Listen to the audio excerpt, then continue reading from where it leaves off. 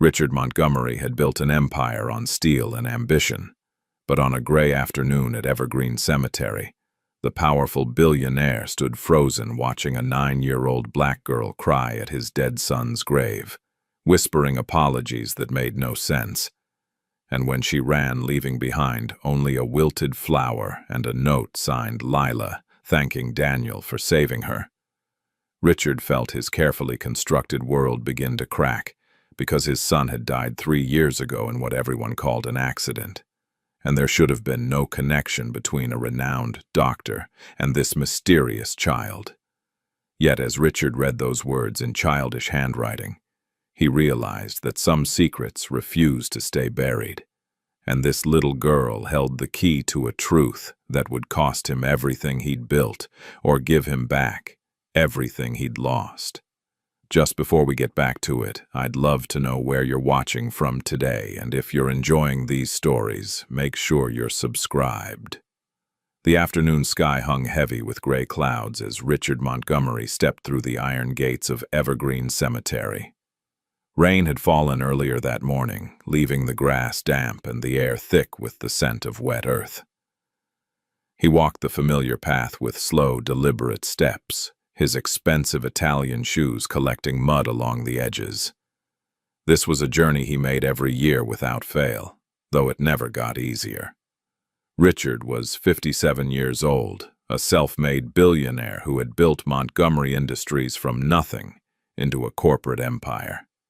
His sharp suits and commanding presence had intimidated boardrooms across the country for decades.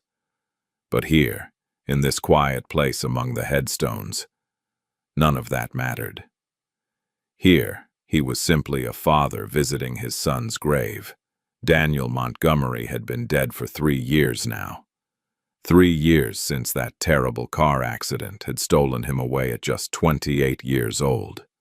3 years of guilt, grief, and questions that would never be answered. Richard rounded the corner past a row of oak trees and stopped short. Someone was already at Daniel's grave. A small figure knelt before the polished granite headstone, her shoulders shaking with quiet sobs. It was a child. A young girl, perhaps 9 years old, dressed in a crisp navy school uniform with a white collar.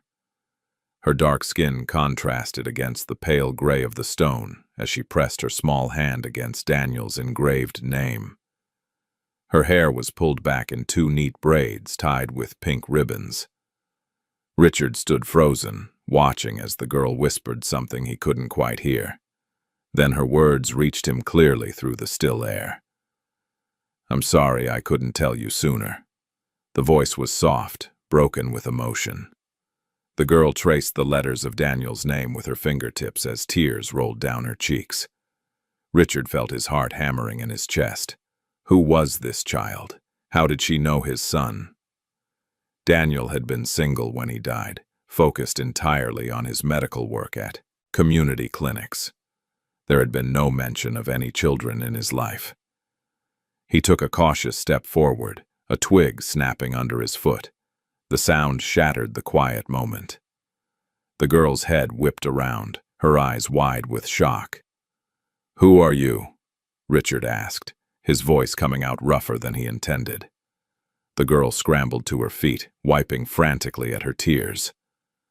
For a moment, their eyes met. Hers were deep brown, filled with something that looked almost like recognition mixed with fear. I have to go," she stammered. "Wait," Richard said, extending a hand. "Please, I just want to know." But she was already running. Her small legs carried her swiftly between the headstones, her school shoes splashing through puddles. Richard considered chasing after her but found his feet rooted to the spot. His body felt too heavy, too old, too confused to move. He looked down at the grave and noticed she had left something behind. A single, wilted yellow flower lay against the base of the headstone, its petals browning at the edges. Beside it was a small piece of paper, folded carefully. Richard bent down, his knees protesting, and picked up the note. The paper was slightly damp from the grass. He unfolded it with trembling fingers. The handwriting was childish, the letters uneven and large. Some words were misspelled, but the message was clear enough. "Thank you, Daniel. You were the nicest person I ever knew. I wish I could have saved you, like you saved me. Layla." Richard read it 3 times, his mind struggling to process the words. Saved her? What did that mean? And who was Lila? He looked up, scanning the cemetery, but the girl had vanished completely. Only the distant sound of traffic beyond the cemetery walls broke the silence. That night, Richard sat in his study, unable to sleep. The note lay on his mahogany desk under the warm glow of his reading lamp. He had stared at it for hours, turning it over and over in his hands as if the paper itself might reveal its secrets. The name Lila echoed in his mind. He knew his son's life better than anyone, or so he had thought. Daniel had been kind-hearted to a fault, always volunteering at free clinics, always giving money to homeless shelters, always choosing compassion over profit. It had been a constant source of tension between them. Richard had wanted Daniel to take over Montgomery Industries, to learn the business, to understand that success required hard decisions and calculated risks. But Daniel had resisted at every turn. He had gone to medical school instead of business school. He had chosen to work in run-down neighborhoods instead of joining the company. Richard remembered their last argument with painful clarity. It had been 2 weeks before the accident.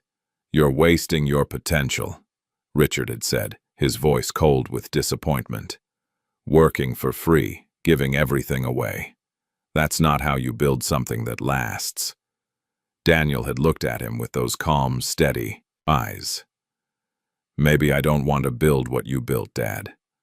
Maybe I want to build something that actually matters to people." Those words had stung.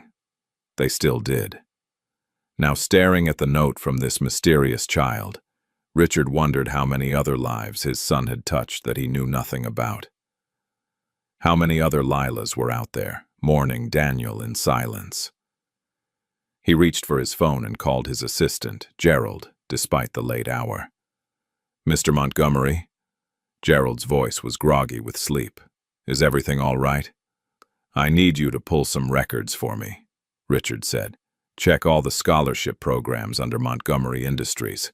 Look for the name Lila. Also search any orphanages or children's charities we've donated to in the past 5 years. Sir, it's almost midnight." "I know what time it is, Gerald. This is important." There was a pause. Then Gerald's voice came back, more alert. "Of course, sir. I'll have something for you by morning." Richard hung up and returned to staring at the note. The name was common enough that the search might turn up nothing useful, but he had to try. Something about that girl's face, the way she had looked at him with such fear and sadness, haunted him. Morning came slowly. Richard had barely slept, his mind replaying the encounter at the cemetery over and over. He was at his desk by 6, drinking his 3rd cup of black coffee, when Gerald finally called. "Sir, I have something," Gerald said. "The name Lila didn't appear in any of our scholarship databases, but I did find something else. I was reviewing staff records like you asked, and I came across an old photo from one of the company holiday parties. And?" Richard's grip tightened on the phone. "Your housekeeper, Amara Williams. She has a daughter named Lila. She's 9 years old." The coffee cup nearly slipped from Richard's hand. Amara. His maid. She had worked for him for over a decade, quiet and efficient, always in the background. He barely knew anything about her personal life. He hadn't even known she had a daughter. "Send me that photo," Richard said, his voice tight. A moment later, his phone buzzed with an email. He opened the attachment and felt his breath catch. There she was. The same girl from the cemetery. Younger in this picture, maybe 6 or 7 years old. She was standing next to Amara at what looked like a staff Christmas party, both of them smiling shyly at the camera. Richard's mind raced with dark possibilities. Was his son secretly involved with Amara? Had there been an affair? Was Lila somehow Daniel's child? The thought made him feel sick, Not because of prejudice, but because it would mean Daniel had hidden such an enormous secret from him. But no, the timeline didn't work. Lila was 9. She would have been 6 when Daniel died. If she had been his daughter, Richard would have known. There would have been legal documents, custody arrangements, something. So what was the connection? Why did this child cry at his son's grave as if she had lost someone she loved? A memory surfaced suddenly, sharp and clear. Daniel had mentioned working with children at the clinic. Richard had dismissed it at the time, too focused on quarterly reports and stock prices to pay attention. But now he remembered fragments of conversations. Daniel talking about a little girl who reminded him of himself as a child. Daniel saying something about art classes and music lessons. Had he been talking about Lila? Richard stood up abruptly, nearly knocking over his chair. He needed answers, and he needed them now. But he couldn't just confront Amara directly. She might lie, might protect her daughter from questions she didn't understand. He needed to be careful, strategic. He would wait until evening, catch her at the staff quarters after her shift.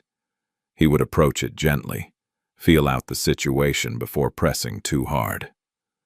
The day crawled by with agonizing slowness. Richard tried to focus on work, on conference calls and contract negotiations, but his mind kept drifting back to that cemetery, to Lila's tears, to the note that sat folded in his pocket. Finally, as the sun began to set, he made his way to the staff building behind the main house. It was a modest 2-story structure where his household employees lived. Amara had a small apartment on the 2nd floor. Richard climbed the stairs, his heart beating harder than it should have been. He told himself he was being ridiculous, that there was probably a simple explanation for everything. But deep down, he knew he was about to uncover something that would change everything. He reached Amara's door and raised his hand to knock. Then he heard voices inside. He froze, listening. "Mama, I'm sorry." That was Lila's voice, tearful and small. "Baby, I told you not to go there anymore." Amara's voice was strained, worried. "If Mr. Montgomery finds out, but I miss him, Mama. I miss Daniel so much." There was a long pause. Then Amara spoke again, her voice dropping to barely a whisper. "I know, baby. I know you do. But we have to be careful. He can never find out the truth. Do you understand? Never." Richard felt his blood turn to ice. His hand remained suspended in midair, inches from the door. What truth? What were they hiding? Before he could decide what to do, he heard footsteps approaching the door from inside. He quickly stepped back into the shadows of the stairwell, pressing himself against the wall. The door opened, and Amara stepped out into the hallway. She had her phone pressed to her ear, her voice low and urgent. She promised she wouldn't go there again. Amara said into the phone, "He must never find out. Do you understand? It would destroy everything." Richard's heart hammered in his chest as he watched her disappear down the hallway. His mind spun with questions, with fears, with a growing sense that his son's death was far more complicated than he had ever imagined. The next morning arrived gray and cold. Richard had spent another sleepless night, his mind churning with possibilities, each one darker than the last. He knew he couldn't wait any longer. He needed to confront Amara directly, needed to hear the truth from her own lips, whatever that truth might be. He found her in the main house, dusting the library shelves as she did every Tuesday morning. She moved with practiced efficiency, her movements quiet and careful. She hadn't noticed him standing in the doorway. "Amara," he said, keeping his voice neutral. She jumped slightly, turning to face him. "Mr. Montgomery, I didn't hear you come in. Can I get you something? Coffee?" "No, thank you." He stepped into the room, closing the door behind him. "I wanted to ask you something. Where is your daughter this morning?" He watched her face carefully. A flicker of something passed through her eyes. Caution, fear. "She's at school, sir," Amara replied, her voice measured. "Is there a reason you're asking?" Richard decided to test the waters. "I was at the cemetery yesterday, at my son's grave." Amara's hand tightened on the dusting cloth. "I see. I saw a young girl there. She was crying at Daniel's headstone." The cloth slipped from Amara's fingers and fell to the floor. For a moment, neither of them moved. Then Amara bent down slowly to pick it up, her hands trembling slightly. "Sir, I can explain," she started. "You will," Richard interrupted, his voice hardening despite his intention to stay calm. "You'll explain how your daughter knows my son well enough to cry at his grave. You'll explain what she meant when she said he saved her. And you'll explain what truth you're so desperate to keep from me." Amara's face went pale. She looked toward the door as if considering running, then seemed to think better of it. When she spoke, her voice was barely above a whisper. "Lila met your son at a hospital charity event 3 years ago. She was sick, very sick. And Daniel, he was kind to her. That's all it was, Mr. Montgomery. Just kindness." "That's not all," Richard said, pulling the note from his pocket and holding it up. "She wrote this. She said he saved her." "What did she mean by that?" Tears welled up in Amara's eyes. "Please, sir, she's just a child. She didn't understand." "Didn't understand what?" Richard's voice rose despite himself. "What am I missing here, Amara? What aren't you telling me?" But Amara just shook her head, tears now streaming down her face. "I can't. I promised him. I promised Daniel." The mention of his son's name, spoken with such familiarity, such grief, made Richard's anger falter. He had never seen Amara show this much emotion. In all the years she had worked for him, she had been a quiet presence, invisible almost, the way good help was supposed to be. He had never really thought of her as a person with her own pain, her own losses. "Please leave," Richard said quietly. "We'll finish this conversation later." Amara fled the room without another word, leaving Richard alone with his thoughts and a growing sense that he was only seeing the very edge of something much larger and darker. Over the next 2 days, Richard became a man obsessed. He dug through Daniel's old files, his personal belongings that Richard had boxed up, but never had the heart to sort through. He found Daniel's laptop and spent hours clicking through folders, searching for anything related to Lila or Amara. What he found surprised him. Daniel had kept meticulous records of his charity work. There were spreadsheets listing dozens of children's names, their medical conditions, treatment costs, and what assistance had been provided. Richard scrolled through the list, his chest tightening as he realized just how many lives his son had touched. Then he found Lila's name. Lila Williams, age 6 at the time of entry. Diagnosis: severe asthma complicated by pneumonia. Treatment cost: $8,000 for hospitalization and medication. Status: paid in full by D. Montgomery. There was a note attached. "Sweet kid. Reminds me of the world we should be building instead of the one we have. Mom works hard, deserves a break." Richard sat back in his chair, feeling something crack open inside his chest. This wasn't a scandal. This wasn't an affair or a secret child. This was just Daniel being Daniel. Seeing someone who needed help and helping them without hesitation, without expectation of recognition or reward. But why the secrecy? Why Amara's fear? He decided to visit the clinic where Daniel had worked. Maybe someone there could give him more context, help him understand why a simple act of charity had become something people were afraid to talk about. The clinic was in a rundown part of town, tucked between a laundromat and a boarded-up convenience store. The building itself looked like it might collapse in a strong wind, its paint peeling and windows cracked. Richard felt deeply uncomfortable as he parked his Mercedes on the street, aware of how out of place he looked in his tailored suit.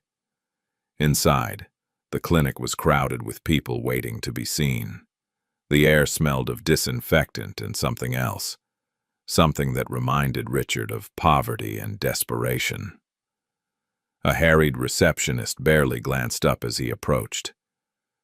"I'm looking for someone who worked with Daniel Montgomery," Richard said. "He was a doctor here about 3 years ago." The receptionist's expression softened slightly. "Dr. Danny? Oh, he was wonderful. Hang on, let me get Nurse Patterson. She worked with him." A few minutes later, an elderly black woman with kind eyes and gray hair emerged from a back room. She looked at Richard curiously. "You're asking about Dr. Danny?" "Yes, I'm his father." Her eyes widened. Oh my goodness, I'm so sorry for your loss. He was one of the best people I ever worked with." "Thank you," Richard said. "I was hoping you might remember a patient of his. A young girl named Lila Williams." Nurse Patterson's face lit up with recognition. "Lila, of course I remember her. Such a sweet little thing. She used to come here with her mama. Dr. Danny took a real shine to her.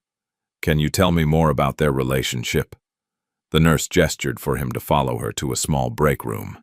She poured 2 cups of weak coffee and sat down, her movements slow with age. "Lila came in really sick one night," she began. "Couldn't breathe right, scared out of her mind. Her mama was crying because she didn't have insurance, didn't have money for the emergency room. Dr. Danny, he just scooped that little girl right up and took care of everything himself. Paid for her hospital stay, made sure she got the medicine she needed." "That sounds like Daniel," Richard said quietly. "But it didn't stop there," Nurse Patterson continued. "He kept checking on her, making sure she was doing okay. And he saw something special in her, I think. She loved to draw, and he found out she was real talented. Started talking about art classes, maybe even music lessons. He wanted to give her chances she wouldn't otherwise have." The nurse stood up and walked to a bulletin board on the wall. She unpinned an old photograph and handed it to Richard. His breath caught. It was Daniel, younger and smiling, crouched down next to a small Lila at what looked like a playground. They were both covered in paint, laughing at something off camera. The date stamp in the corner read 2 months before Daniel's accident. "He brought her here sometimes on weekends," Nurse Patterson said softly. "We had a little playground out back, nothing fancy. He'd play with her, talk to her about staying in school, dreaming big. She worshipped him. After he died," she trailed off, shaking her head. "That child was heartbroken. Her mama brought her to the funeral, and Lila just sobbed and sobbed." Richard stared at the photograph, his vision blurring. He had been so focused on his own grief after Daniel's death that he hadn't thought about all the other people who had lost him too. All the patients who had depended on him, the children who had looked up to him, the lives he had touched in ways Richard had never understood. "Can I keep this?" he asked, his voice rough. "Of course, Mr. Montgomery. I think Dr. Danny would have wanted you to have it." Richard left the clinic in a daze, the photograph clutched in his hand. He sat in his car for a long time, staring at his son's smiling face. He remembered all the arguments they'd had, all the times he had criticized Daniel for being too soft, too giving, too naive about how the world really worked. He had been so wrong, so completely, terribly wrong. That evening, he returned home to find his mansion feeling emptier than ever. He poured himself a whiskey and sat in the study, the photograph propped up on his desk. He thought about confronting Amara again, demanding answers about what she was hiding. But a part of him was afraid of what those answers might be. His phone buzzed with a message from Gerald. "Sir, you asked me to inform you of anything unusual.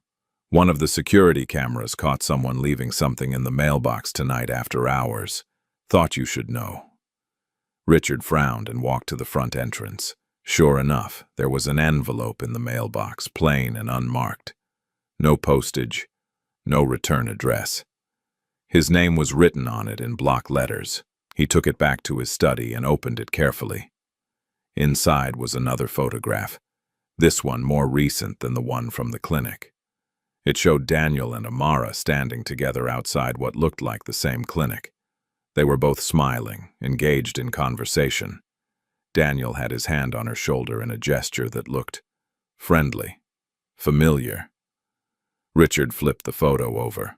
On the back, written in the same block letters, were 4 words that made his blood run cold. He died protecting the truth. Richard's hands shook as he stared at the message. Protecting the truth. What truth?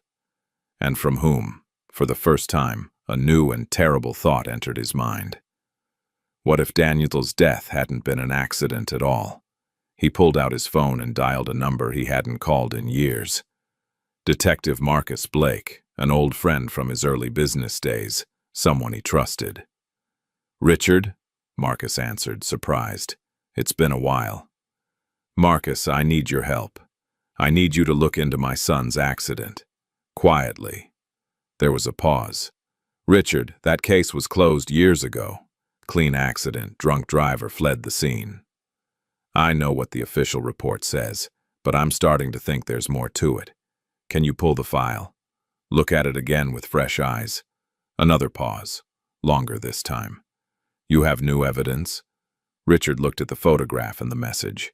"Maybe. I'm not sure yet. But something isn't right, Marcus. I can feel it." "All right. Give me a few days. I'll see what I can find." After hanging up, Richard sat in the darkness of his study, surrounded by photographs and questions. He thought about Lila's tears at the cemetery, Amara's fear, the mysterious photograph left in his mailbox. All the pieces were there, scattered before him, but he couldn't yet see how they fit together. He only knew one thing for certain. His son's story wasn't over, and neither was his own search for the truth. Outside, rain began to fall again, tapping against the windows like fingers trying to get in, like the past refusing to stay buried. Richard barely slept after receiving that mysterious photograph. The message replayed in his mind like a broken record. He died protecting the truth. Each time he closed his eyes, he saw Daniel's face, heard his son's voice from their last argument, felt the weight of all those wasted years when pride had stood between them. By morning, exhaustion had carved deep shadows under Richard's eyes, but his resolve had only strengthened. He sat at his desk with Daniel's accident file spread before him. Detective Marcus Blake had dropped it off before dawn, along with a grim warning. "Richard, I looked through this again like you asked," Marcus had said, standing in the doorway with his coat still dripping rain. "The official story holds up on paper. Drunk driver, hit and run. Car found abandoned 2 days later. But there's something that bothered me then and still bothers me now." "What?" Richard had asked, leaning forward. "The driver they pinned it on, Tommy Garrett. He was a known alcoholic, sure. But his blood alcohol that night was barely over the limit. Not nearly enough to explain the aggressive driving witnesses described. And here's the thing." Marcus had pointed to a detail in the report. "The car that hit Daniel? It was reported stolen 2 hours before the accident. Convenient timing." Now, alone in his study, Richard examined that detail more closely. The vehicle had been registered to a small fleet company. He traced the name through his business database and felt his stomach drop. The company was a subcontractor for Montgomery Industries, providing transportation services for one of their manufacturing plants. The same plant Daniel had been investigating. Richard's hands trembled as he pulled up more files. 3 months before his death, Daniel had sent Richard an email marked urgent.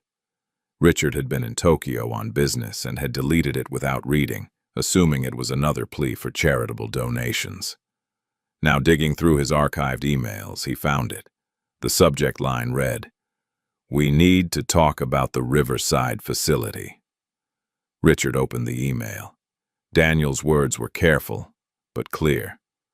He had been treating patients from the neighborhood surrounding Montgomery Industries' largest factory. Unusual numbers of respiratory problems, skin conditions, developmental issues in children. Daniel suspected contamination and wanted Richard to authorize an environmental status audit. Richard remembered now. He had forwarded the email to his COO, Harlan Pierce, telling him to handle it. Harlan had assured him everything was fine, that Daniel was overreacting, seeing patterns where none existed. Richard had believed him.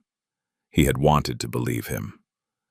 God forgive me, Richard whispered to the empty room. He grabbed his coat and keys. He needed to confront Amara now, needed to know what Daniel had told her, what evidence he might have shared. If Daniel had been killed to protect a secret, Amara might be in danger too. He found her in the kitchen, preparing breakfast. The moment she saw his face, she knew. "Mr. Montgomery, please," she began, but he cut her off. "Daniel was investigating my company," Richard said, his voice raw. "He found something, didn't he? Something worth killing for." Amara's face crumpled. She glanced toward the doorway, checking if anyone else was nearby, then lowered her voice to barely above a whisper. "He came to me 6 weeks before he died. He was scared, Mr. Montgomery. Really scared. He'd found dumping records, chemical reports that didn't match what your company was reporting to. The EPA. The factory near my neighborhood was poisoning the water, the soil, everything." Richard felt the room spin. "Why didn't he come to me?" "He tried," Amara said, tears streaming down her face now. "That email wasn't the first one, but someone was blocking him, keeping the information from reaching you. He didn't know who to trust inside the company anymore. So he came to you. I was helping him gather testimonies from sick families in the neighborhood. We were going to go to the news, to federal regulators.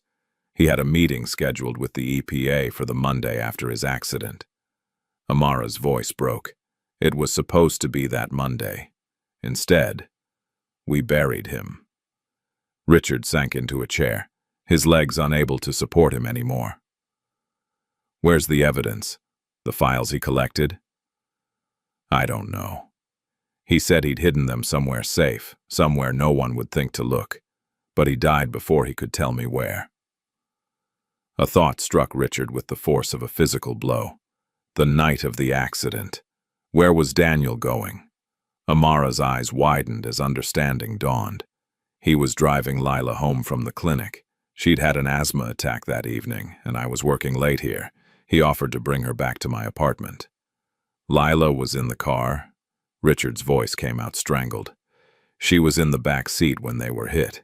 Daniel managed to pull her out before the car caught fire. He pushed her away, told her to run, to get help. Then—" Amara couldn't continue, her shoulders shaking with sobs. Richard felt something inside him shatter completely. His son hadn't just died protecting the truth. He had died protecting Lila. And Richard had been so consumed by his own grief that he had never thought to ask who else had been there that night, who else had witnessed his son's final moments. "I need to talk to her," Richard said, standing up. "I need to hear what she saw." "No," Amara said firmly, wiping her tears. "She's been through enough. She has nightmares almost every night. She feels guilty, like she should have been able to save him. I won't put her through that again. Amara, please, if she saw something, anything that might help." "Help what? Get justice?" "Mr. Montgomery, with respect, you didn't care about justice when your son was alive and begging you to listen. Why should I trust you now?" The words hit like a slap, all the more painful, because they were true. Richard had no answer for her. He simply nodded and left, his heart heavier than it had been when he arrived. But he couldn't let this go. He wouldn't. If his company had killed his son, he would burn it to the ground himself if he had to. He spent the next 2 days digging deeper. He hired a private investigator named Sarah Chen to track Amara and Lila discreetly, not to harm them, but to ensure their safety. He reviewed 3 years of company financial records looking for irregularities. He found them everywhere. Payments to shell companies, unexplained bonuses to Harlan Pierce, sealed settlements with families who had sued over health issues, The pattern was damning. Harlan had been covering up the environmental damage for years, probably skimming money in the process. And when Daniel had threatened to expose it all, Harlan had taken steps to silence him. Richard was examining a particularly suspicious payment record when his phone rang. It was Sarah, the investigator. "Mr. Montgomery, we have a problem. The subjects left their residence early this morning with packed bags. They took a bus heading north. I think they ran." Richard's blood went cold. "Why would they run now?" "I don't know, sir, but I did some checking. That bus route terminates in a small coastal town called Harborview. Does that mean anything to you?" Harborview. Richard searched his memory and then remembered. Daniel had mentioned that town once, said he'd rented a storage unit there for some personal items. At the time, Richard had thought it strange. Daniel lived in the city. Why have storage an hour away, unless he was hiding something he didn't want anyone to find? "Thank you, Sarah. Keep monitoring, but keep your distance. I don't want them feeling threatened." Richard didn't hesitate. He grabbed his car keys and headed north, his mind racing. If Daniel had hidden the evidence in Harborview and Amara was going there now, it meant she had finally decided to retrieve it. But why now? What had changed? The drive took nearly 2 hours through winding coastal roads. Richard's Mercedes felt obscenely luxurious against the backdrop of small fishing villages and weathered houses. He had spent his whole life building an empire, surrounding himself with wealth and power. And somehow he had lost sight of what any of it was actually for. Daniel had understood. Daniel had seen what really mattered. And Richard had been too blind and too proud to listen. He found Amara and Lila at a small elementary school on the edge of town. They were in the office, and through the window he could see a teacher handing Amara something. A sketchbook, it looked like. Richard waited outside until they emerged. When Amara saw him, she gasped and pulled Lila close. "How did you find us?" she asked, her voice sharp with fear and anger. "I hired someone to make sure you were safe," Richard said, holding up his hands. "Please, Amara, I'm not here to hurt you. I'm here because I know Daniel hid evidence about the company, and I think it's here in this town. I want to help you expose it." "Why should we trust you?" Amara demanded. "Because I finally understand that my son died for something that mattered, and I won't let his death mean nothing." Before Amara could respond, Lila stepped forward. She was holding the sketchbook the teacher had given her. She opened it to a page and held it up for Richard to see. The drawing made his heart stop. It showed a black SUV with distinctive markings following a smaller car. The detail was remarkable for a child's drawing, and in the corner, barely visible, was a license plate number. "I drew it the day after," Lila said quietly. "The car that hit us. I remembered because it had been following us for a while before the crash. I thought maybe it was important." Richard took the sketchbook with shaking hands. The license plate was clear enough to trace. This was evidence. This was proof that the accident had been deliberate. "Lila," he said, kneeling down to her eye level, "you are the bravest person I've ever met. Thank you." The girl's eyes filled with tears. "I should have told someone sooner, maybe if I had." "No," Richard said firmly. "This isn't your fault. None of this is your fault. Do you understand?" Lila nodded, wiping her eyes. Richard stood and looked at Amara. "Please, let me help you finish what Daniel started." Amara studied his face for a long moment, then finally nodded. "The storage unit is 2 blocks from here." They walked together through the small town, past fishing boats and seafood restaurants. The storage facility was at the end of a quiet street. Amara pulled out a key that Richard recognized as one that used to hang in Danielle's old room.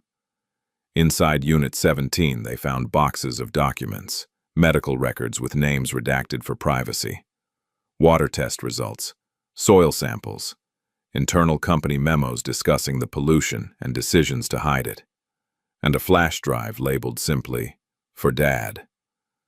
Richard's hands trembled as he picked it up. He hadn't brought a laptop, but there was an internet cafe down the street. They went there, ordered coffee they didn't drink, and Richard plugged in the flash drive. A video file opened. Daniel's face appeared on screen, and Richard felt his breath catch.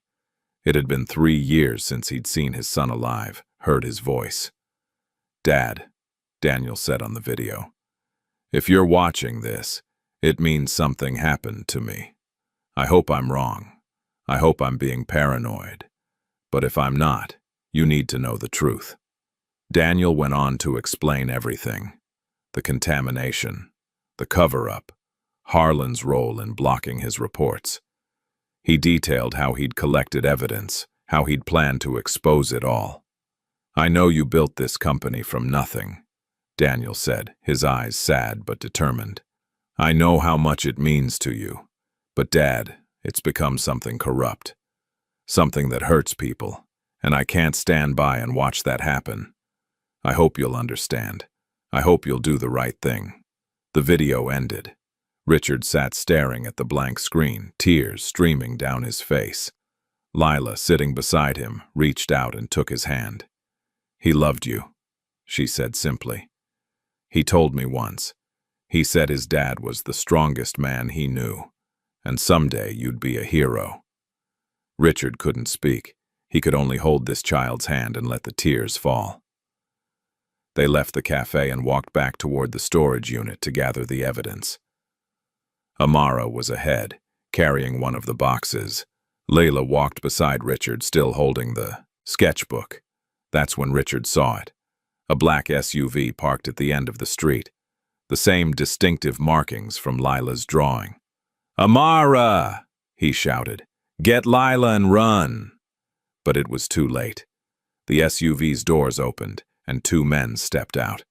They were big, wearing dark suits that did nothing to disguise the weapons bulging under their jackets. "Mr. Montgomery," one of them called out, "Mr. Pierce would like that flash drive back, and all the other evidence you've collected." Richard stepped in front of Amara and Lila, his heart pounding. "You work for Harlan. We work for people who want this problem to go away, just like your son was a problem that went away." Rage flooded through Richard, hot and consuming. "You killed my son.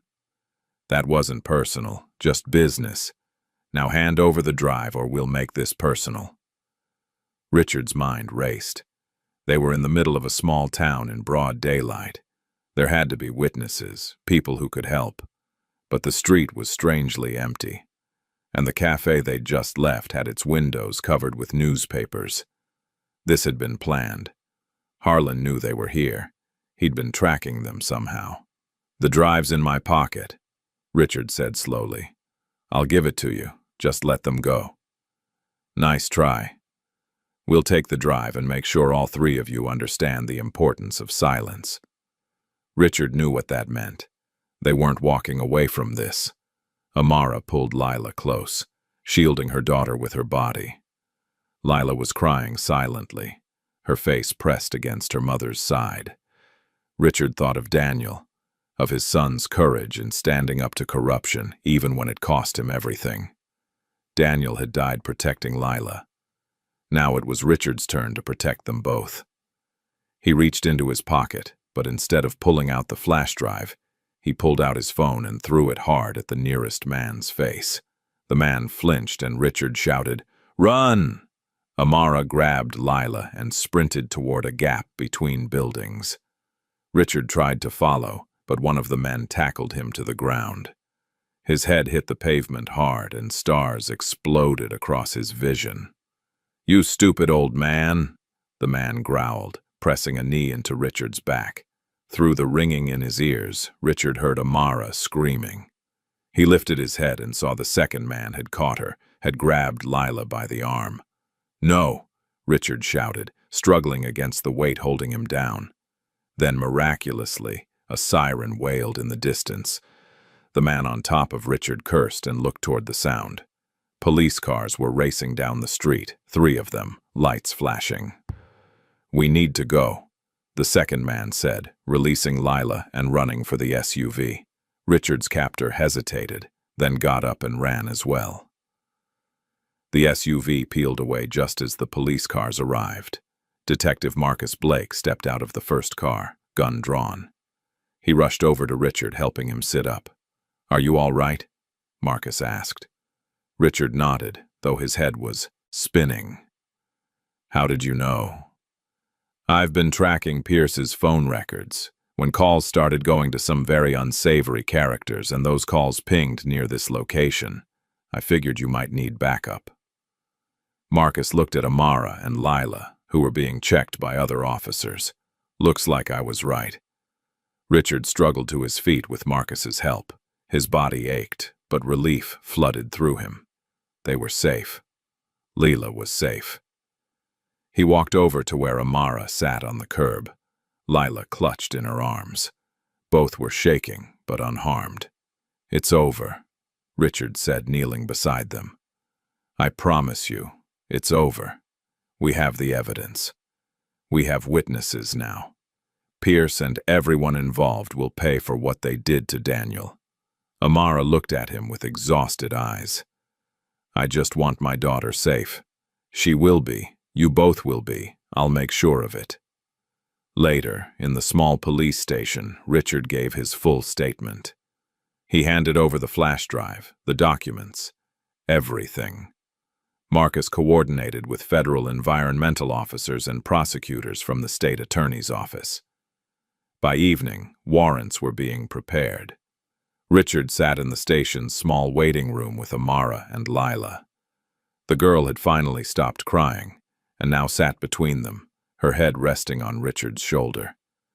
It felt surreal, this connection with a child he'd barely known existed a week ago. "What happens now?" Amara asked quietly. "Now we make sure Daniel's sacrifice means something," Richard said. "We expose the truth. We clean up the contamination. We help the families who were hurt, and we make sure nothing like this ever happens again." "And us?" Amara gestured to herself and Lila. "You'll be protected. I'll hire security, the best money can buy. And when this is all over, if you want to leave, I'll help you start over anywhere you want, but I hope you'll stay." He looked down at Lila. "I owe this brave girl and her mother more than I could ever repay." Lila lifted her head and looked at him with those deep brown eyes that had been haunting him since the cemetery. "Daniel said you were a good person who just forgot how to see it. He said someday you'd remember." Richard's throat tightened. "Your mother said Daniel told you his dad would be a hero someday.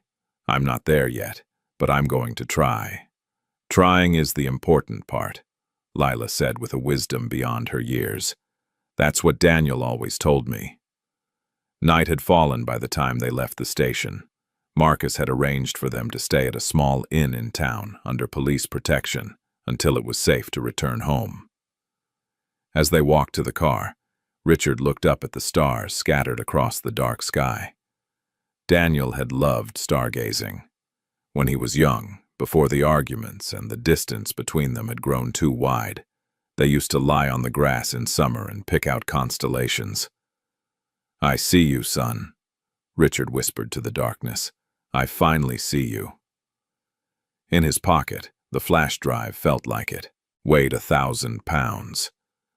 It held the truth that had cost Daniel his life, but it also held the key to honoring that life, to making sure Daniel's dream of a better world wasn't buried with him. Tomorrow, the real fight would begin. Tomorrow, Richard would start dismantling the corrupt empire he'd built, piece by piece if necessary. But tonight, he sat with Amara and Lila in the small inn sitting room, sharing hot chocolate and starting to heal the wounds that ran deeper than any of them had realized. Lila showed him more of her drawings, and for the first time since Daniel's death, Richard felt something other than grief and guilt. He felt purpose. He felt hope. And he felt his son's presence, not as a ghost haunting him, but as a light, guiding him forward. The morning after the confrontation in Harborview, Richard stood on the small inn's porch watching the sunrise paint the ocean in shades of gold and pink. His body ached from being slammed to the pavement, and a dark bruise had formed along his left temple. But the physical pain was nothing compared to the weight of what lay ahead. Behind him, through the window, he could see Amara making breakfast in the tiny kitchenette, while Lila sat at the table, coloring in a new sketchbook one of the officers had brought her. The scene was so normal, so peaceful, that it felt almost unreal given what they'd been through. Marcus arrived just after 8, looking tired but energized. He carried a folder thick with documents and wore an expression that Richard had learned meant news, both good and bad. "Pierce is still in the wind," Marcus said without preamble, settling into one of the porch chairs. "But we've frozen his accounts and issued warrants. He can't hide forever." "What about the others? The men who attacked us?" "One of them got pulled over for speeding about 50 miles from here. Had a weapon in the car, no permit. He's talking, trying to cut a deal. Names, phone records, payment receipts. It's all coming together, Richard." Richard exhaled slowly. "How long before we can go public?" "The prosecutors want to move fast before Pierce can destroy more evidence. They're suggesting a press conference tomorrow. Are you ready for that?" Tomorrow. Less than 24 hours to prepare for the moment that would define the rest of his life. Richard thought about his company, his reputation, everything he'd spent decades building. Then he thought about Daniel's face on that video, full of hope that his father would do the right thing. "Yes," Richard said firmly, "I'm ready." They returned to the city that afternoon in a convoy of police vehicles. Marcus had arranged for round-the-clock protection at Richard's estate. Armed officers would be stationed outside, and a security team would sweep the property daily. It seemed excessive until Richard remembered the look in those men's eyes yesterday, the casual way they'd threatened to kill them all. Lila had been quiet during the drive, pressed against, her mother's side in the back seat. Richard watched them in the rearview mirror, noting how Amara kept stroking her daughter's hair, whispering reassurances that Richard couldn't quite hear. When they arrived at the mansion, Lila's eyes went wide. She'd never been inside the main house before, only the staff quarters where she sometimes visited her mother after school. "It's like a castle," she whispered. "It's too big," Richard said honestly. "Too empty. I never realized how empty until recently." He showed them to guest rooms on the second floor, spacious suites with attached bathrooms and views of the garden. Amara looked uncomfortable accepting such accommodations, but Richard insisted. "You're not staff anymore," he said gently. "You're family. Or at least, I hope someday you'll think of it that way." That evening, as Amara put Lila to bed, Richard sat in his study preparing his statement for the press conference. He'd written and rewritten it a dozen times, trying to find words adequate for what he needed to say. "How did you confess to the world that your success was built on poisoning children? How did you admit that your son had died trying to stop you from doing harm?" There was a soft knock on the door. Lila peeked in, wearing pajamas covered in stars. "I can't sleep," she said. "Can I come in?" "Of course." She patted across the carpet and climbed into the leather chair across from his desk, tucking her feet under her. For a moment, she just looked around the room, taking in the walls of books and the paintings of stern-faced Montgomery ancestors. "Are you scared?" she asked suddenly. Richard considered lying, giving her the brave face adults so often showed children. But Lila had been through too much to be treated like she couldn't handle truth. "Yes," he admitted. "I'm terrified. Tomorrow I'm going to tell everyone about the terrible things my company did. A lot of people will be very angry with me. But you're doing it anyway." "Yes." "That's what brave is," Lila said matter-of-factly. "Daniel told me that once. He said being brave isn't about not being scared. It's about doing the right thing even when you're shaking." Richard felt his eyes sting with tears. He was a smart man, wasn't he? "The smartest," Lila agreed. Then she reached into her pajama pocket and pulled out a folded piece of paper. "I made you something, for tomorrow." She handed it to him, and Richard carefully unfolded it. It was a drawing, done in crayon, but with surprising detail. It showed a man standing at a podium with crowds of people in front of him. Above the man's head, she'd drawn an angel with Daniel's face, his hand resting on the man's shoulder. At the bottom, in careful letters, she'd written, "Truth wins." Richard's hands trembled as he held the picture. "Lila, this is beautiful. Can I keep it?" She nodded. "Daniel's watching. He'll help you be brave." After she went back to bed, Richard tucked the drawing into his jacket pocket. Tomorrow, when he stood before those cameras and faced the consequences of decades of corporate greed, he would carry this reminder of why it mattered. Not for redemption, though he desperately wanted that. Not even for justice, though that was important. But for all the Lilas of the world who deserved to grow up in neighborhoods that didn't poison them. Sleep came fitfully that night.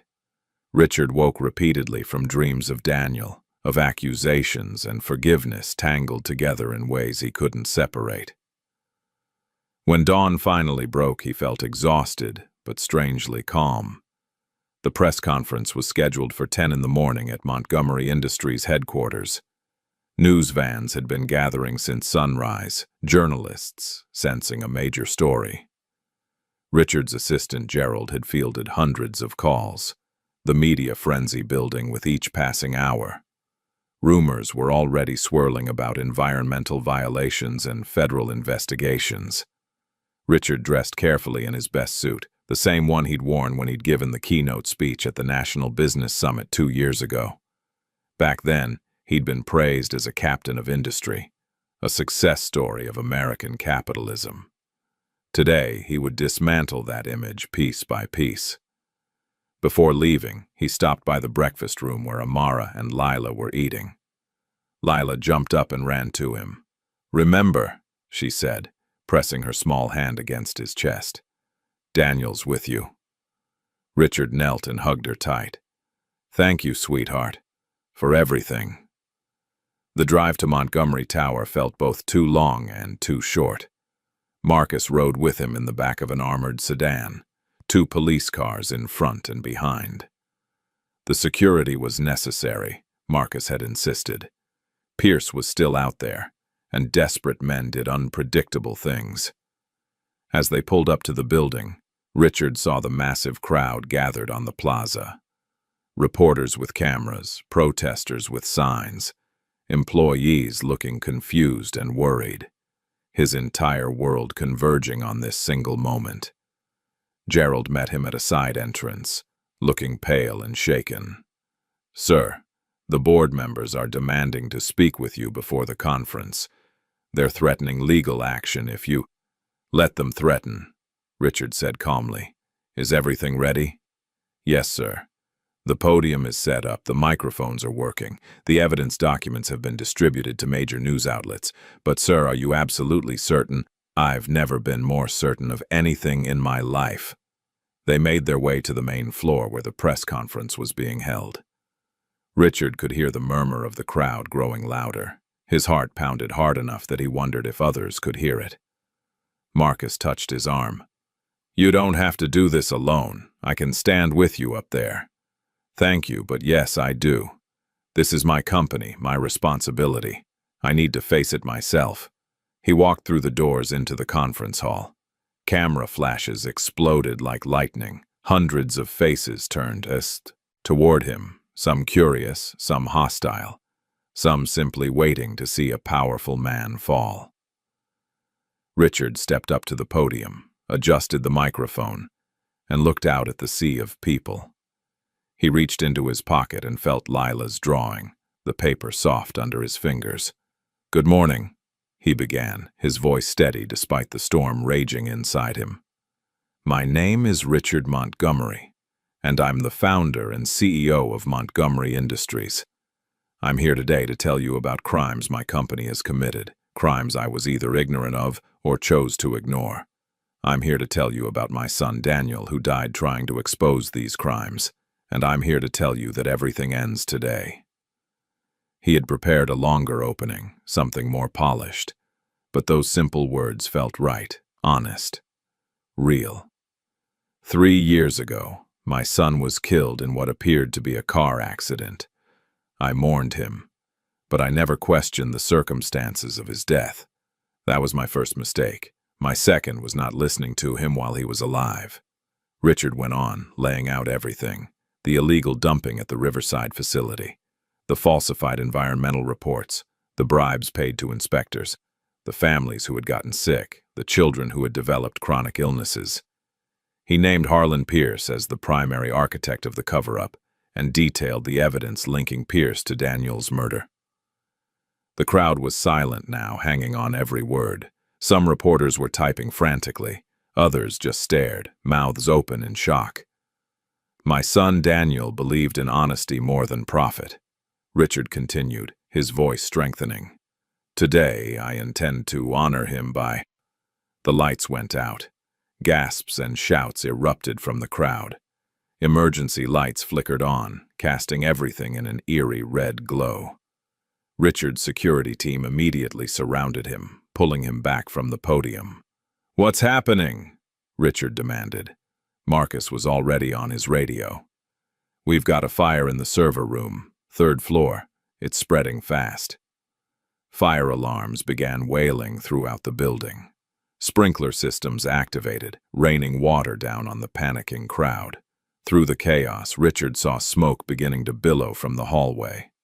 "This is sabotage," Marcus shouted over the noise. "We need to evacuate now."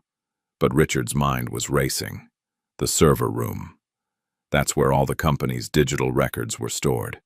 Backups, files, everything that corroborated the evidence Daniel had collected. Someone was trying to destroy it all. "Where's the flash drive?" he yelled to Marcus. "The one from Harbor View?" "Should be in the secure evidence locker." "Why?" "Because if the building's servers are destroyed, that drive might be the only complete copy of everything." Understanding flashed across Marcus's face. He spoke rapidly into his radio, coordinating with his team. Meanwhile, security was herding people toward the exits. The smoke was getting thicker, the heat more intense. Through the chaos, Richard saw a figure moving against the flow of the crowd, someone heading deeper into the building instead of out. He caught a glimpse of a face in the emergency lighting. Amara. His heart seized with terror. What was she doing here? She was supposed to be at the estate with Lila, safe behind guards and gates. "Amara!" he shouted, but his voice was lost in the noise. He broke away from his security detail and ran after her, ignoring their shouts of protest. The smoke was thick now, burning his lungs and making his eyes water. He pulled his jacket up to cover his nose and mouth. He found her on the 3rd floor stairwell, struggling with a fire extinguisher. Through the smoke, he could see why. The server room door was engulfed in flames, but Amara was trying desperately to fight through. "What are you doing?" Richard yelled, grabbing her arm. "We have to get out." "The drive," she screamed back. "I brought it with me. I thought it would be safer here than at your house, so I gave it to your assistant this morning. He said he'd put it in your office safe." Richard felt the ground drop out from under him. The office was on this floor, just past the burning server room.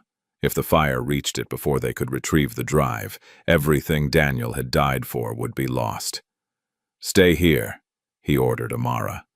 "I'm going in." "Are you insane? You'll die." "Then Daniel's death means nothing." Richard grabbed the fire extinguisher from her and sprayed a path through the flames. The heat was incredible, like walking into an oven. He could barely see through the smoke, could barely breathe. He made it past the server room and stumbled toward his office. The door was locked. He kicked it once, twice, feeling something in his knee give way. The third kick splintered the door frame. Inside, the smoke was less dense, but the temperature was still suffocating. He lurched to his desk, pulled open the drawer where he kept the safe key, and fumbled it into the lock. His hands were shaking so badly it took 3 tries. The safe opened. Inside was the flash drive, sitting exactly where Gerald must have placed it that morning. Richard grabbed it and turned to leave. That's when he saw the figure standing in the doorway, silhouetted by flames. Harlan Pierce. "Did you really think I'd let you destroy everything we built?" Pierce said, his voice barely audible over the roar of the fire. He was disheveled, wild-eyed, holding something in his hand that caught the flickering light. A knife. "It's over, Harlan," Richard said, clutching the drive. "The evidence is already out there. Killing me won't change that. Maybe not, but it'll make me feel a hell of a lot better." Pierce lunged forward. Richard tried to dodge, but his injured knee buckled. He fell hard, the flash drive skittering across the floor. Pierce grabbed for it, and Richard grabbed for Pierce, and suddenly they were struggling on the ground while fire raged around them. Richard was older, hurt, exhausted. Pierce was younger, stronger, and fueled by desperate rage. The knife slashed down, and Richard barely caught Pierce's wrist, holding the blade inches from his throat. "You killed my son," Richard gasped out, every muscle straining. "Your son was going to ruin everything. All our work, all our success. Success built on poisoned children, on lies." The knife crept closer. Richard's arms were giving out. He thought of Daniel, of Lila, of all the things he should have done differently. He thought about dying here, in this burning building, with his life's work literally going up in flames around him. Then something hard cracked against the back of Pierce's head. The man's eyes rolled back and he collapsed sideways. Behind him stood Amara, holding a heavy bookend from Richard's shelf, her face set with grim determination. "I told you to stay in the stairwell," Richard coughed. "And I told you once before, Mr. Montgomery, that I don't take orders well when my family's in danger." Amara replied, helping him to his feet. "You're family now, so move." They grabbed the flash drive and stumbled toward the door, leaving Pierce unconscious on the floor. Richard had a brief impulse to drag the man out with them, but Amara was already pulling him forward, and the smoke was so thick he could barely think. They made it to the stairwell where Marcus and his team were waiting with oxygen masks and firefighters. Strong hands pulled them down the stairs and out into the blessed fresh air of the plaza. Richard collapsed on the pavement, gasping and coughing. Someone put an oxygen mask over his face. Through watering eyes, he saw fire trucks hosing down Montgomery Tower, saw news cameras capturing everything, saw the flash drive still clutched in his smoke-blackened hand. "Pierce," he managed to say to Marcus. "Third floor. My office." Marcus relayed the information to the fire department. Minutes that felt like hours passed before they carried Pierce out on a stretcher, unconscious but breathing. He was immediately surrounded by police officers, handcuffs ready. An ambulance arrived for Richard and Amara. Paramedics checked them over, bandaging burns and treating smoke inhalation. Richard's knee was swelling badly. He'd probably torn something important, but he barely cared. "Is it safe?" he asked Marcus, holding up the flash drive. "Did we get it out in time?" Marcus took it carefully and plugged it into a laptop one of his officers provided. After a tense moment, he smiled. "It's all here. Every document, every video, every piece of evidence. We got it." Richard closed his eyes, feeling tears of relief mix with the soot on his face. "Thank God." "The press is still here," Marcus said gently. "They filmed everything. The fire, you running in, Pierce attacking you. It's already going viral. Everyone wants to know what happens next." Richard looked at the smoldering building, at his life's work damaged but not destroyed. Then he looked at Amara beside him, at the flash drive, containing his son's legacy. "What happens next?" Richard said slowly, "is we finish what we started."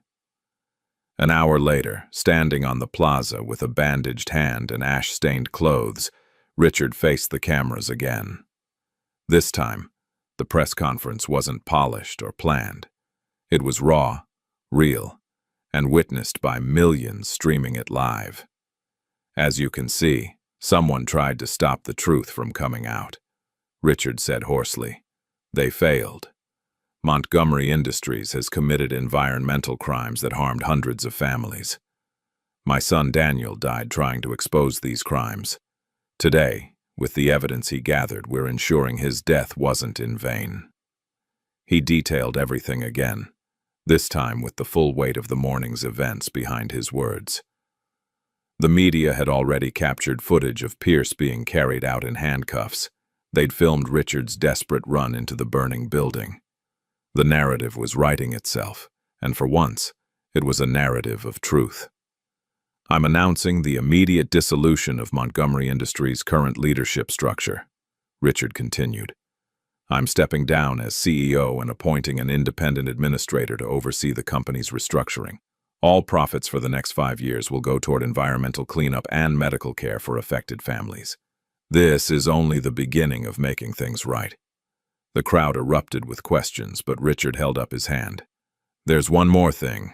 I'd like someone special to say a few words. He gestured to the side of the plaza, where Amara stood with Lila.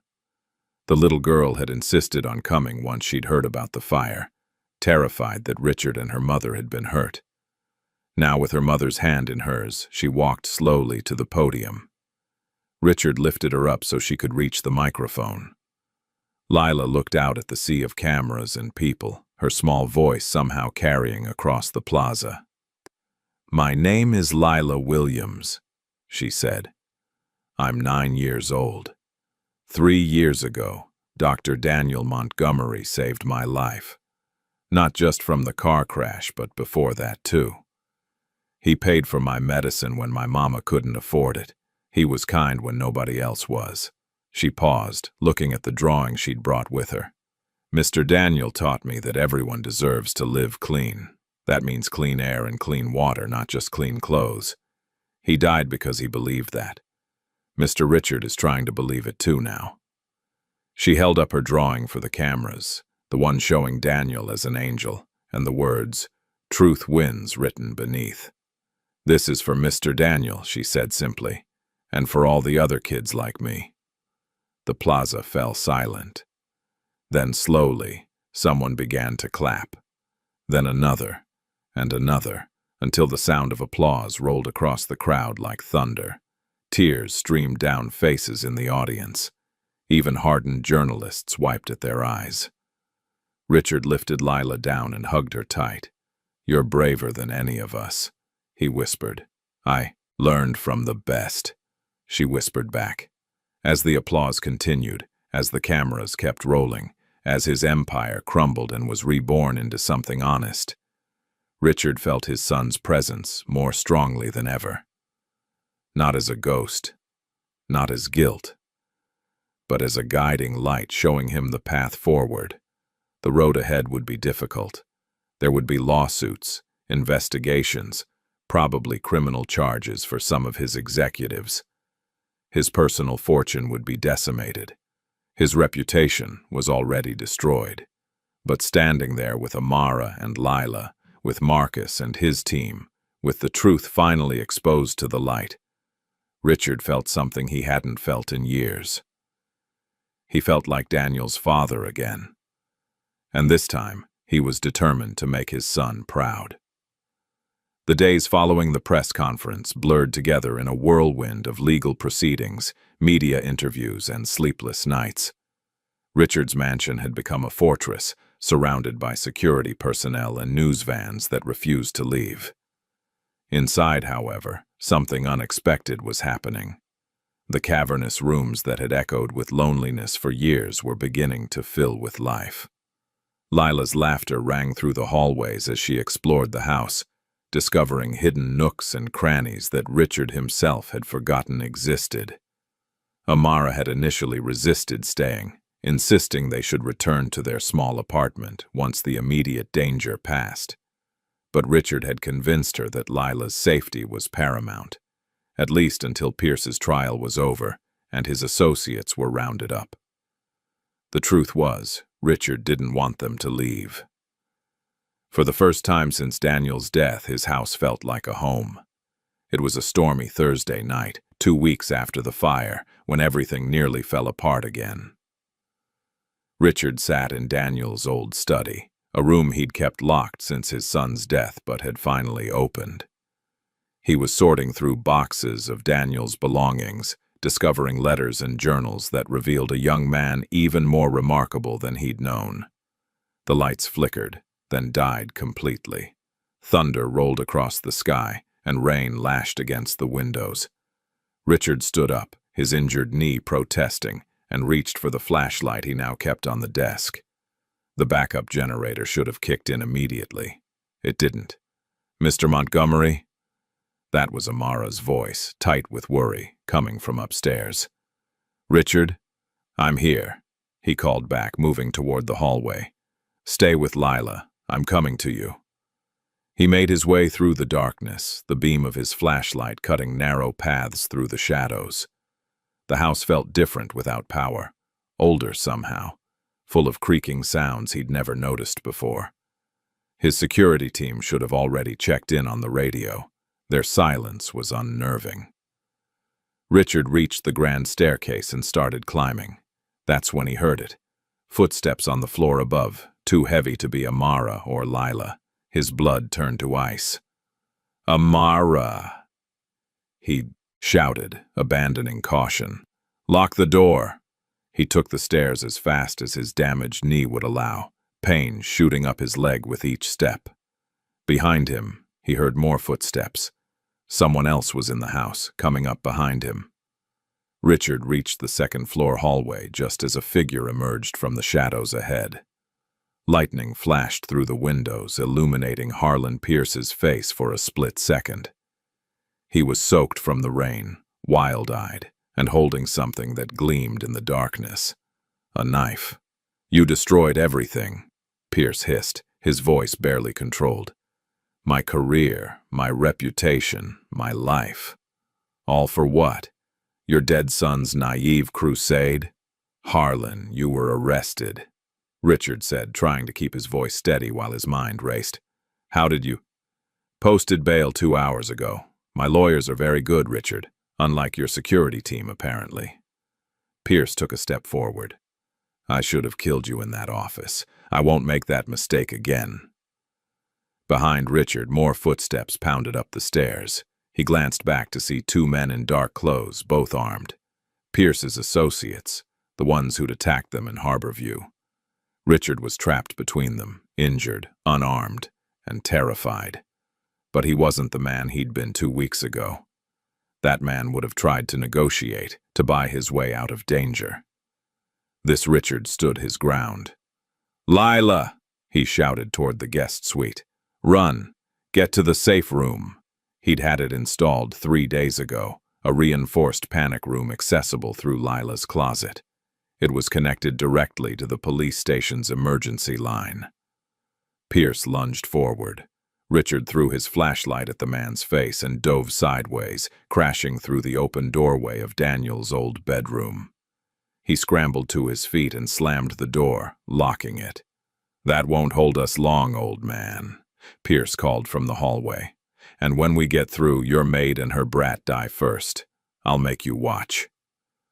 Rage, pure and burning, flooded through Richard. He looked around the room desperately. Daniel's trophies from his medical school days lined one shelf. Richard grabbed a heavy marble award and positioned himself beside the door. The first kick splintered the wood. The second broke the lock.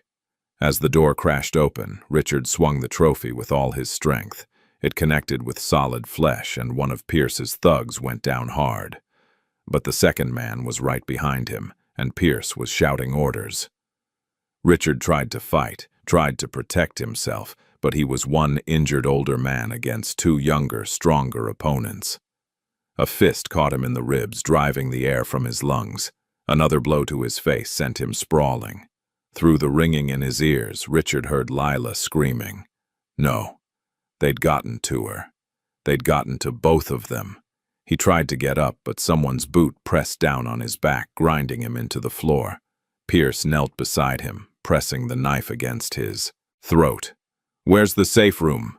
Pierce demanded. "Tell me or I start cutting." Richard tasted blood. His vision was blurring, but he smiled through broken lips. "Go to hell."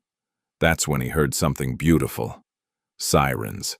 Multiple sirens getting closer. Pierce heard them too, his face contorted with fury. "You triggered an alarm." "My goddaughter is very smart," Richard gasped out. "She got to the safe room. The police were called automatically." Pierce pressed the knife harder, and Richard felt it break skin. "Then you're coming with us. Hostage." Strong hands grabbed Richard and hauled him to his feet. His injured knee buckled, but the thugs held him upright, dragging him toward the stairs. Through the windows, red and blue lights were already visible, police cars pouring through the gates. They made it to the first floor before the front doors burst open. Officers flooded in, weapons drawn, shouting commands. Pierce held the knife to Richard's throat, using him as a shield. "Back off," Pierce screamed. "Back off or I kill him right here." The officers froze, their guns trained on Pierce but unable to fire without risking Richard. It was a standoff, tension thick enough to choke on.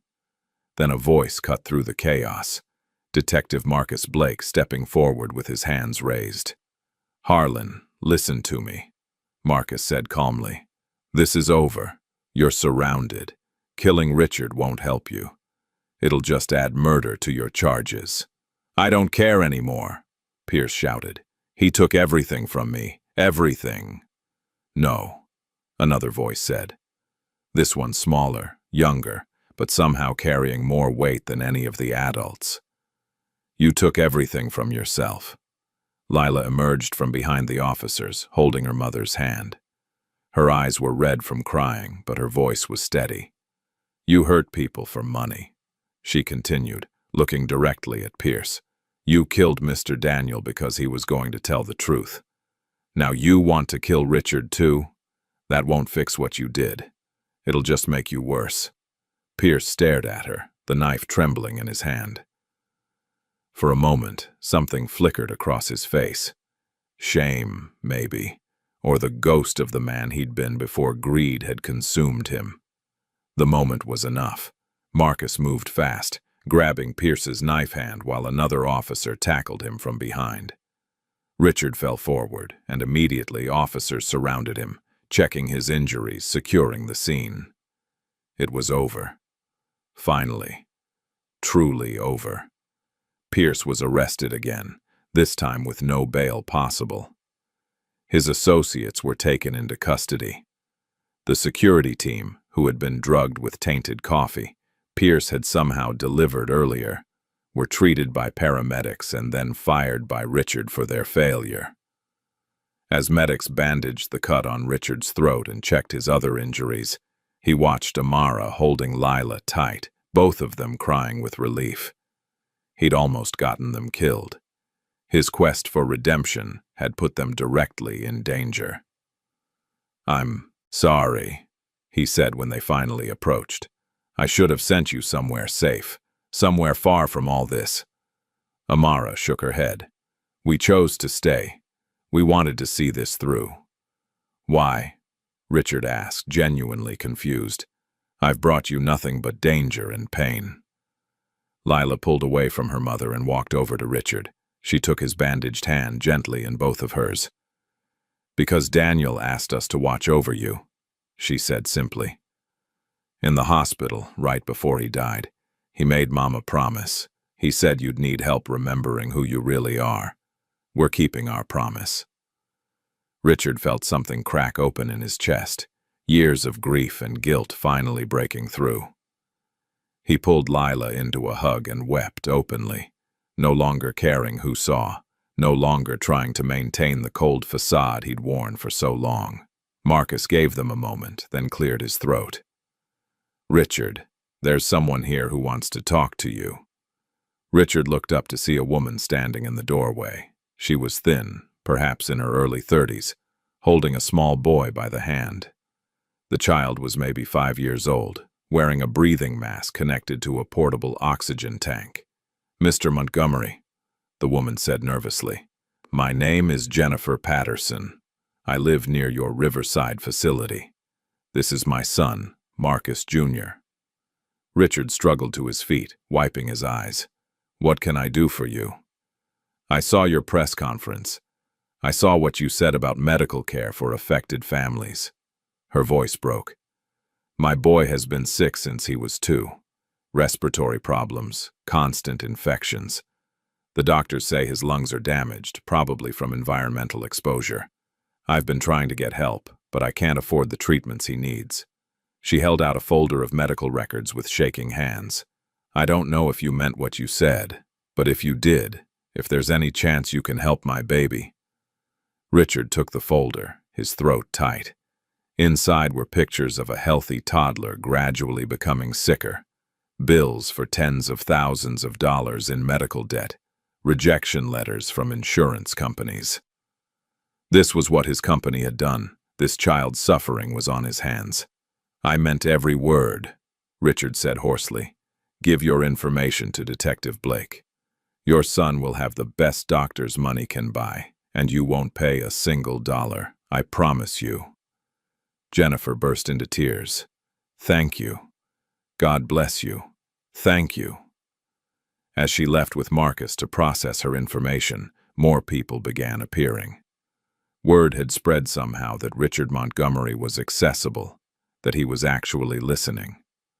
A mother whose daughter had developmental delays.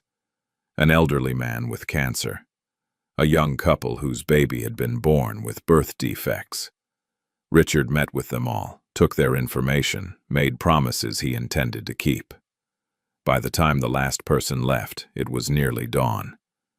He was exhausted, in pain, and overwhelmed by the scope of damage his company had caused. But he was also, for the first time in years, certain he was doing exactly what he should be doing. The weeks that followed were a blur of activity. Richard liquidated personal assets, selling his yacht, his vacation properties, his collection of expensive cars. He kept only the mansion, and that only because Amara and Lila lived there now. The money went toward establishing the medical fund Daniel had dreamed of. Harlan Pierce's trial became a media sensation. Prosecutors brought extensive evidence of corporate fraud, environmental crimes, and conspiracy to commit murder. The testimony from Danielle's video, from Amara, from Lila, and from Richard himself painted a damning picture. On the day of the verdict, Richard sat in the courtroom with Amara on one side and Lila on the other. Across the aisle, Pierce sat in an orange jumpsuit, his expensive lawyers unable to overcome the weight of evidence against him. The jury foreman stood. "On the count of corporate manslaughter, we find the defendant guilty. On the count of conspiracy to commit murder, we find the defendant guilty. On all environmental violation charges, we find the defendant guilty." Pierce's face remained expressionless as the judge sentenced him to life in prison with no possibility of parole for 25 years. As officers led him away, he glanced once at Richard. There was no anger in his eyes anymore, just emptiness. Richard felt no satisfaction in the verdict, only a deep sadness for all the lives destroyed by greed, including Pierce's own. Outside the courthouse, reporters swarmed them. Richard made a brief statement thanking the prosecutors and promising continued cooperation in cleaning up the environmental damage. Then Lila tugged on his sleeve. "Can we go to the cemetery?" she asked quietly. "I want to tell Mr. Daniel." They drove to Evergreen Cemetery that afternoon, just the 3 of them. The same cemetery where this whole journey had begun weeks ago. Richard walked the familiar path to Daniel's grave, but this time he wasn't alone. Lila held one hand, Amara the other. Someone had left fresh flowers at the headstone. Richard knelt down, his knee still stiff but healing, and placed his hand on Daniel's engraved name the way Lila had that first day. "We did it, son," he said softly. "Pierce is in prison. The cleanup has started. Families are getting help. It's not enough. It'll never be enough to undo the harm. But it's a start. Lila knelt beside him and pulled out a new drawing. This one showed 3 figures standing together at a grave, and above them, Daniel smiling down. She propped it against the headstone. "I added you to the picture," she told Richard, "because now we're a family. That's okay, right? You don't mind sharing Daniel with us?" Richard pulled her close, his eyes burning with tears. "Sweetheart, I think Daniel would have wanted nothing more." They sat together in the quiet cemetery as the sun began to set. 3 people bound together by loss and love, and a commitment to honor a good man's memory. 6 months later, Richard stood at the edge of what had once been the polluted riverside neighborhood. But it looked different now. The factory had been demolished, the soil remediated, the water cleaned. In its place, construction crews were building something new. The Daniel Montgomery Community Health Center. It would offer free medical care, mental health services, environmental health monitoring, and educational programs. The design had been Amara's idea, with input from neighborhood residents about what they actually needed, not what wealthy donors thought they should have. Beside the construction site, a temporary medical clinic was already operating, treating patients from the area. Richard visited regularly, talking to families, listening to their stories, trying to understand the human cost of his former ignorance. "Mr. Richard," Lila came running across the lot, wearing a hard hat that was comically large on her small head. She'd become the unofficial mascot of the project, her enthusiasm infectious to everyone she met. "Come see, they're putting up the sign." Richard followed her to where workers were installing the center's main sign. The Daniel Montgomery name gleamed in bronze letters, and beneath it, a quote Daniel had once written in his journal. "Healing begins when we choose people over profit." The gathering crowd began to applaud. Richard saw Jennifer Patterson there with Marcus Jr., who no longer needed his oxygen tank after months of treatment. The elderly man with cancer, now in remission. The young couple with their baby, healthy and thriving with proper medical care. Dozens of families whose lives had been changed by the foundation's work. Amara came to stand beside him, watching the sign being secured into place. "He would have loved this," she said. "Yes," Richard agreed. "He would have." That evening, they returned to the mansion for a quiet dinner. It had become their tradition, the 3 of them eating together every night, sharing stories about their day. Richard had learned more about Lila in these months than he'd learned about anyone in decades. Her favorite color was purple. She wanted to be a doctor like Daniel when she grew up. She was afraid of spiders, but loved thunderstorms. After dinner, Lila asked if she could show Richard something. She led him to what had once been a formal sitting room, but was now her art studio. The walls were covered with her drawings, a visual timeline of their journey together. "I've been working on something special," she said, pulling a canvas from behind an easel, "for the community center's lobby." The painting showed Daniel in his white coat, surrounded by children of all different backgrounds. His hands were outstretched, welcoming, and his smile was the warm, genuine one Richard remembered from before their relationship had soured.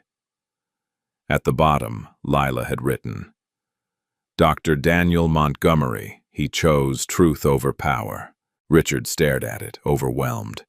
"Lila, this is incredible. When did you learn to paint like this?" "Mama signed me up for classes," Lila said proudly, "with the money you gave us for school activities. The teacher says I have real talent." "You have more than talent," Richard said, his voice thick with emotion. "You have his heart, Daniel's heart. You see the good in people just like he did." Layla hugged him tight. "That's because good people taught me. Daniel first, then Mama, then you." Later, after Lila had gone to bed, Richard and Amara sat on the back porch watching fireflies dance in the garden.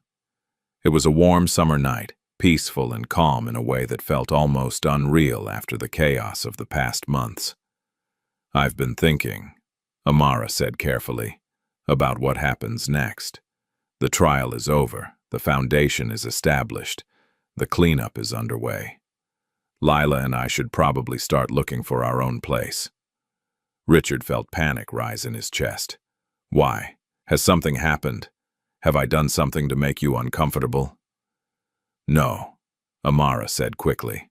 Nothing like that. It's just, we've been living here for months now, in your home, eating your food, accepting your generosity. At some point, we need to stand on our own feet again. What if I don't want you to leave? The words tumbled out before Richard could stop them. What if I asked you to stay? Not as my employee or my obligation, but as my family? Amara looked at him, surprise and something else in her eyes. Richard, I know I have no right to ask, he continued, the words rushing out. I know our relationship started with you working for me, and there's a power imbalance there that I can never fully overcome. But these past months with you and Lila here, they've been the happiest I've had in years, since before Daniel died, maybe even before that. He took a deep breath. This house was a mausoleum, Amara, cold and empty and filled with ghosts. You and Lila brought it back to life. You brought me back to life. I'm not asking for anything romantic or complicated. I'm just asking for you to consider staying. Let me be Lila's grandfather in everything but blood. Let me be your friend, if nothing else. Amara was quiet for a long time. Then she reached over and took his hand. Lila asked me last week if you were her grandpa now, she said softly. I told her family isn't always about blood. Sometimes it's about people who choose to love each other and stick together no matter what. She squeezed his hand. We'll stay, Richard, if you're sure. I've never been more sure of anything, Richard said, feeling a weight lift from his shoulders that he hadn't even known he was carrying. They sat in comfortable silence. Two people who had been brought together by tragedy and forged into family, by shared purpose and growing love. A year after the cemetery encounter that started everything, Richard stood once more before his son's grave. This time, it was a celebration. The 10th anniversary of Daniel's death. Yes, but also the anniversary of truth finally coming to light. Lila had organized a memorial gathering. Dozens of people came, people whose lives Daniel had touched. Patients from the clinic, families who received care from the foundation, workers from the community health center. They brought flowers and stories and tears and laughter. One by one, people shared memories of Daniel, the nurse who had worked with him, the homeless man he'd bought dinner for every Tuesday, the single mother whose kids he'd tutored for free. With each story, Richard discovered new facets of his son, pieces of the man Daniel had been when Richard wasn't watching. When it was his turn to speak, Richard found himself struggling for words. Finally, he simply said, My son taught me that the measure of a life isn't what you build, but who you help. He died believing that truth matters more than power, that people matter more than profit. He was right about everything, and I was wrong. I only wish I'd told him that before I lost him. Lila came to stand beside him. She'd grown in the past year, shooting up several inches and losing some of her baby roundness, but her eyes still held that same wisdom and kindness that had struck Richard from the first moment. You're telling him now, she said simply, and he hears you. I know he does. As the gathering ended and people began to leave, Richard noticed one mourner he didn't recognize, an elderly woman in a wheelchair, being pushed by a younger man. As they passed Daniel's grave, the woman leaned forward and placed a single white rose on the headstone. Excuse me, Richard said, approaching them. Did you know my son? The woman smiled, her eyes clouded with age but still bright with memory. I'm Sarah Thompson. 20 years ago, when I was dying from cancer with no insurance, your son was just a medical student. He organized a fundraiser that paid for my treatment, saved my life. She gestured to the young man pushing her chair. This is my grandson. He just finished medical school, inspired by Dr. Montgomery's example. I wanted to pay my respects. Richard felt his throat close up. 20 years ago, Daniel would have been barely 18, just starting his own education, already saving lives, already making a difference. "Thank you for coming," Richard managed to say. "Thank you for sharing that with me." After they left, Richard stood alone at the grave for a moment. Lila and Amara waited patiently nearby, giving him space but ready to come closer if he needed them. "I see who you really were now," Richard whispered to the stone, "and I'm trying to become someone who would make you proud. I know I'll never be as good as you were, but I'm trying. With Amara and Lila's help, I'm trying." The wind rustled through the trees, warm and gentle like a caress. In that moment, Richard felt something he'd been searching for since that rainy afternoon when he first saw Lila crying here. Not forgiveness, exactly, because he wasn't sure he deserved that yet, but perhaps the beginning of peace. He turned and walked back to where his family waited. Amara smiled and took his arm. Lila slipped her hand into his. Together they walked out of the cemetery toward the car, toward home, toward whatever came next. Behind them, on Daniel's headstone, the memorial plaque Richard had added gleamed in the late afternoon sun. It bore Lila's words from her courtroom testimony, the words that had captured who Daniel truly was. Daniel Montgomery believed everyone deserves to live clean. He died protecting that truth. His legacy lives on in every life we choose to save, every wrong we choose to right, every moment we choose love over fear. And beneath that, one final line that Richard had added himself. "Forgive me, son, for taking so long to understand. I'm finally listening now." As they drove away from Evergreen Cemetery, Richard looked in the rearview mirror at Lila in the back seat. She was drawing again, always drawing, her crayon moving across paper in sure, confident strokes. "What are you making, sweetheart?" he asked. She held up the picture. It showed 3 people standing on a riverbank where the water ran clear and clean. The sun was shining, children were playing, and in the corner, barely visible like a blessing, was Daniel's smiling face. "It's called Tomorrow," Lila said, "because that's what Mr. Daniel gave us. A chance at tomorrow." Richard smiled, truly smiled, for what felt like the first time in years. She was right.